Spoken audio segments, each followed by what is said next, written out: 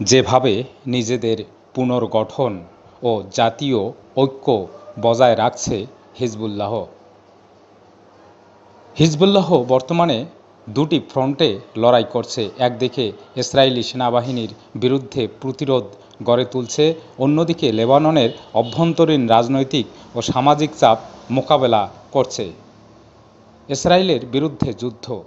Hezbollah গত 11 November তাদের বার্ষিক শহীদ দিবস উদযাপনের সময় ইসরায়েলের উত্তরাঞ্চলে তীব্র হামলা চালায়। লেবাননের সশস্ত্র গোষ্ঠীটি সেদিন প্রায় 250টি রকেট ও ড্রোন হামলা চালিয়ে ইসরায়েল অধিকৃত হাইফা, আকর এবং সাফেদ শহরে আঘাত হানে।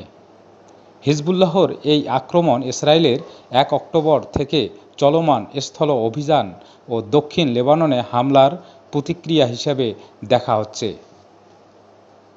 এদিকে অব্যাহত যুদ্ধের চাপে হিজবুল্লাহ কিছু গুরুত্বপূর্ণ ধাক্কা খেয়েছে। হাসান নাসরুল্লাহ সহ সংগঠনটির শীর্ষ নেতাদের হত্যার পাশাপাশি ইসরায়েলের হাজারো বিমান হামলা ও সামরিক অভিযান সংগঠনটির উপর গভীর প্রভাব ফেলেছে। তবে ইসরায়েলি সেনারা দক্ষিণ লেবাননের কোনো গ্রাম সম্পূর্ণ দখলে নিতে ব্যর্থ হয়। নতুন নেতৃত্ব ও পুনর্গঠন।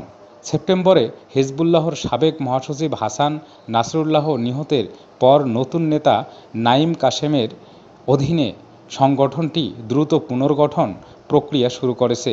নাঈম কাসেমের রাজনৈতিক ও সামরিক নেতৃত্বের মাধ্যমে সংগঠনটি তার কাঠামো পুনর্গঠন করেছে এবং শূন্যপদ পূরণ করেছে।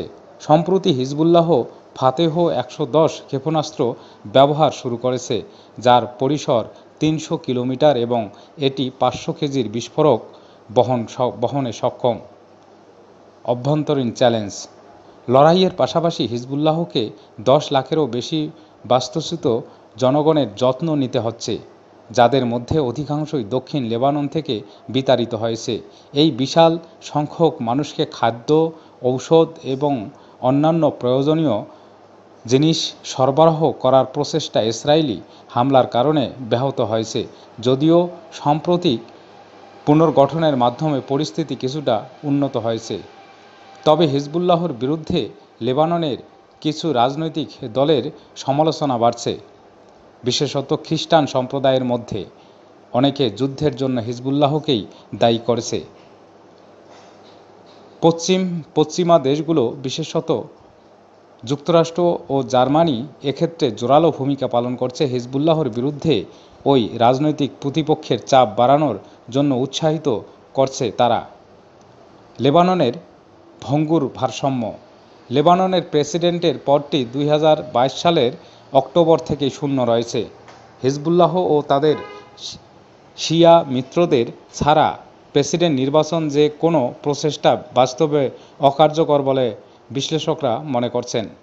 এ বিষয়ে সাবেক পররাষ্ট্রমন্ত্রী ফারেস বৈজ বলেছেন, লেবানন ঐতিহাসিকভাবে সমঝোতার ভিত্তিতে পরিচালিত হয়।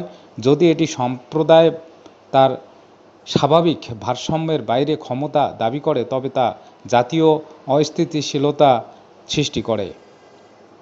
জাতীয় ঐক্যের অবস্থা। বর্তমানে সাময়িকভাবে হলেও লেবাননে জাতীয় ঐক্যের একটি ধারা বজায় রয়েছে।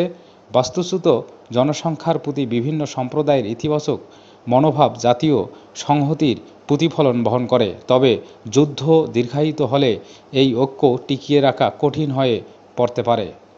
যদিও হিজবুল্লাহ তার প্রতিরোধ শক্তির প্রমাণ দিয়েছে, তবে যুদ্ধ চলতে থাকলে গোষ্ঠীটির বিরুদ্ধে অভ্যন্তরীণ চাপ এবং আন্তর্জাতিক কূটনৈতিক প্রভাব আরও বৃদ্ধি পাওয়ার সম্ভাবনা রয়েছে।